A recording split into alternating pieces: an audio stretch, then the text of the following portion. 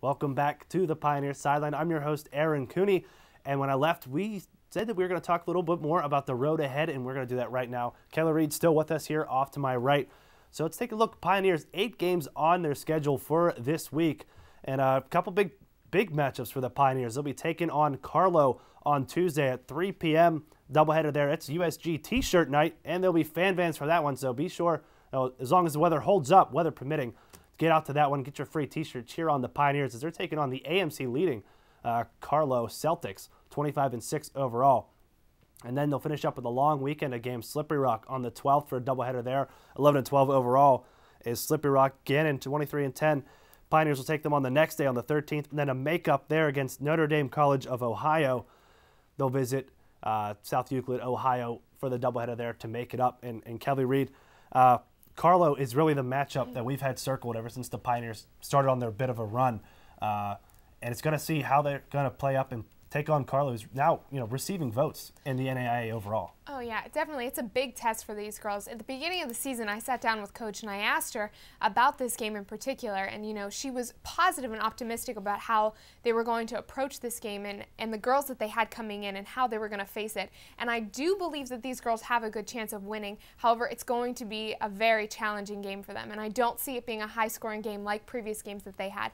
I know that they have won last year against them, but I do think this year it's a more challenging team from Carlo coming in, and I think Point Park will definitely give it a good run.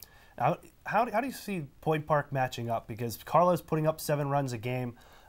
Batting average as a team is over 350, and they got some pretty solid pitching as well and 3 solid pitchers. Point Park may not have the edge in pitching. You got Robertson and an ace. But down the line, how does Point Park match up with what Carlo is going to bring on Tuesday? I do think their defense needs to be very, very strong against Carlo, and their hitting needs to be on, no matter what. I know the pitching won't be as strong coming from Point Park, but I do think that hitting needs to be on, and they need to get that on-base percentage like they have been in past games. If they can do that, then I do see these girls having a fighting chance against this team. Preview, how do you see this going down on Tuesday? Will Point Park pull out the sweep, or will they end up splitting with Carlo? I think it's going to be a split, to be honest, and I don't think it's going to be a high-scoring game, maybe 2-1. And for the rest of the games coming up, I do think that they will be able to pull those out and get a win for those.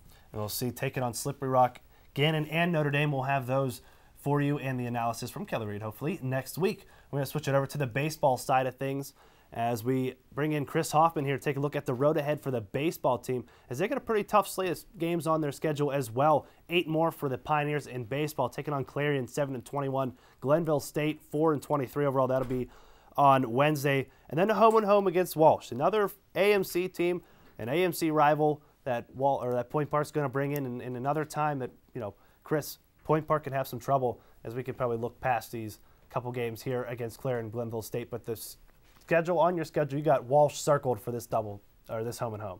Yeah, most definitely. That's going to be the big game for the Pioneers, because the first couple games, those could be basically pushover games. I mean, look at the records of those teams. Those are teams the Point Park Pioneers should really take care of, get their game back on track, get a couple wins there, boost their rankings in the standings for the NAIA. But really, the Walsh game is going to be like Malone again. It'd be a good test, and after losing 3 of 4 to Malone, I think that was a wake-up call for the Point Park Pioneers to really get back to what they were doing, pitching well, getting the hitting going.